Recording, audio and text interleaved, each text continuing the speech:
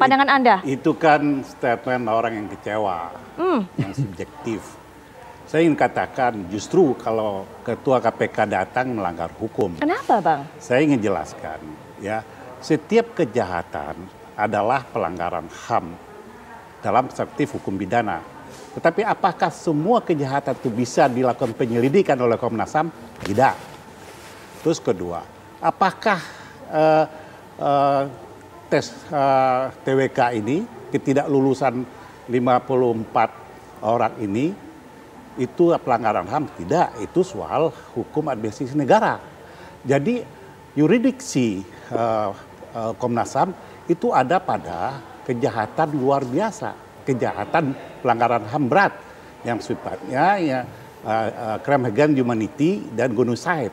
Ya, apakah pemanggilan ini berkaitan dengan dugaan pelanggaran HAM berat? Tidak. Karena ini hanya soal administrasi hukum administrasi negara. Jadi kalau Komnas HAM memanggil, apa maksudnya? Undang-Undang 39 atau 99 itu pertama bicara tentang soal hak dasar masyarakat sebagai manusia. Baik. Tapi kalau semua hak-hak masyarakat itu jadi domainnya penyelidikan Komnas HAM, nanti orang bercerai pun akan lapor ke Komnas HAM karena tidak dibagi gona gini. Dan ini keliru, pemanggilan terhadap pimpinan KPK ini menyesatkan. Itu yang harus digarisbawahi sehingga ketidakhadiran Firly sebagai ketua KPK itu sudah mentaati undang-undang. Justru Komnas HAM melanggar undang-undang. Baik, Bang Kapitra. Nah, itu berdasarkan Undang-Undang 26 tahun 2000. Ya, langsung saja kita Mas Anam dilanjut. Yurisdiksi Komnas HAM itu tertuang dalam Undang-Undang 26. Karena waktu itu saya orang pertama membela kasus pelanggaran HAM di Republik ini. Baik, Bang Kapitra. Ya, saya tahu itu dipakai Undang-Undang 39 sebagai dasar karena waktu itu tidak ada undang-undang yang mengatur hukum acaranya. Ya. Makanya kita perbuatan pada Statuta Roma waktu itu. Sekarang ketika udah ada Undang-Undang 26, Undang-Undang 26 itulah menjadi acara dan penyelidikan Komnas HAM. Saya ya jangan maksud saya yang maksudnya itu harus jelas. Baik, Bang Kapitra, sebentar. Nah, pemanggilan itu dalam rangka apa? Apakah itu dalam rangka penyelidikan pelanggaran HAM berat atau apa? Harus dijelaskan. Oleh undang-undang harus dijelaskan.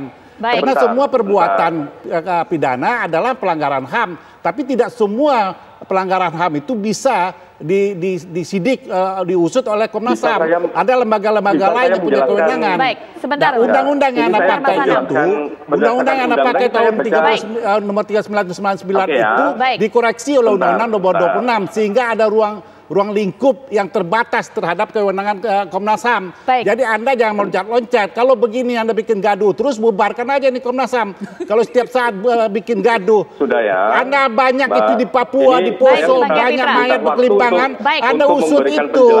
Jangan yang soal TWK orang nggak lulus tuh Anda usut. Ada wilayah hukumnya sebenarnya. Ya. Dan saya ingin mengatakan ini lembaga ini punya sistem dan sistem itu ada sistem, jangan Anda bikin sistem sendiri. Baik, Bang Kapitra. Karena Anda sistemnya cuma penyelidikan itu kalau ada pelanggaran HAM berat.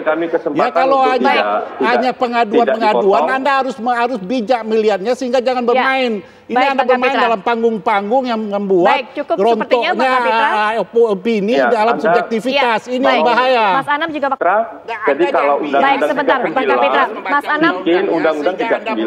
Kalau undang-undang 26 ya tunjukkan undang-undang 26. Gitu. Jadi jangan dicampur-campur. Publik ini kepingin tahu apa yang terjadi.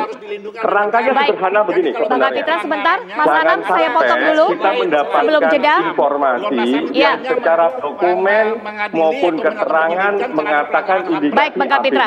Baik, Mas Anam. Kalau itu nggak ngasih kesempatan, ya kita salah. Ya. Baik, Bang Kapitra, Mas Anam terakhir. Singkat saja. Kami sudah hari ini saya tanda tangan pemanggilan kedua yang dipakai undang-undang yang lain.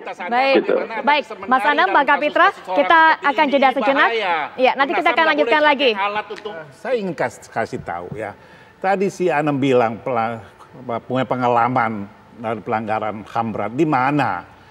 Saya ini orang yang terlibat dalam pembelaan pelanggaran HAM berat Timur. Ya, ini jangan dengan alasan ada di Komnas HAM lebih tahu. Saya ini ahli hukum, juga paham ilmu hukum tentang saya ini bergelut dalam bagian HAM. Jadi kita ini harus jelas. Saya dulu begitu Undang-Undang 39 itu muncul, itu dipakai untuk mengadili pelanggaran HAM Timur-Timur. Tapi acuan acaranya pada Statuta Roma. Tetapi ketika tahun 2000 muncul Undang-Undang 26 sebagai hukum acara dari pelanggaran HAM, itu otomatis dikoreksi. Jadi kalau itu perbuatannya bukan pelanggaran HAM, Anda harus hentikan. Itu Anda tidak punya kewenangan, bukan masalah kapasitas Firly nggak mau datang. Cara memanggil itu alasan hukumnya apa?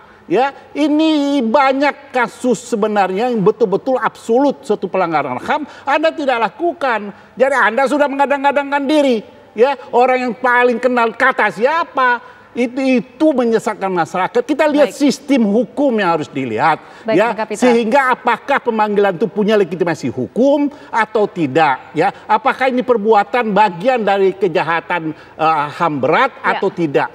Karena tadi aku katakan kembali, setiap perbuatan pidana, setiap kejahatan adalah pelanggar HAM dalam perspektif hukum pidana. Tetapi tidak semua kejahatan itu bisa diusut oleh Komnas HAM. Ada lembaga lain yang mengusutnya. Itu yang harus Anda paham, Bung.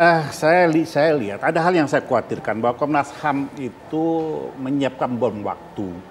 Nanti ada ratusan ribu orang yang tidak lulus tes pegawai negeri akan melapor ke Komnas HAM. Nanti orang juga tidak lulus tes akademi militer atau akademi kepolisian juga akan melapor. Dan banyak sekali nanti laporan-laporan dari masyarakat yang berkaitan dengan hak dasarnya sebagai manusia. Dan itu tidak yurisdiksi Komnas HAM, bukan kewenangan yang dia dari situ. Jadi kalau dia tidak punya kewenangan, jangan tegakkan hukum dengan melanggar hukum. Jangan bikin gaduh. Dan ini masalah begini, Komnas HAM kenapa masuk? Karena dia melihat, ya, ada popularitas yang tinggi di situ. Jadi memberikan kesan kalau dia responsif dan bekerja dengan cepat. Padahal di Papua begitu banyak masyarakat pendatang yang dibunuh, ya, dan banyak sekali rumah ibadah, telekora dan sekolah-sekolah juga dibakar, dihancurkan, di Poso, banyak sekali nyawa melayang. Tidak ada respon sama sekali dari Komnas HAM. Saya dulu pernah melaporkan seorang Komnas HAM ketika klien saya, Ustadz terkenal, diusir dari suatu daerah. Sampai hari ini tidak ada. Jadi jangan merasa telah melakukan sesuatu. Justru Anda, Komnas HAM, lagi meruntuhkan pilar-pilar kebangsaan ini sehingga memperlebar permasalahan-masalahan yang sebenarnya mudah untuk diselesaikan. Saya pikir ingat itu, Komnas HAM itu ada untuk menjaga harmonisasi tentang hak dasar masyarakat sebagai manusia. Bukan melebarkannya menjadi bom waktu yang setiap saat akan meledak dan menghancurkan kebangsaan kita. Saya mau singkat saja.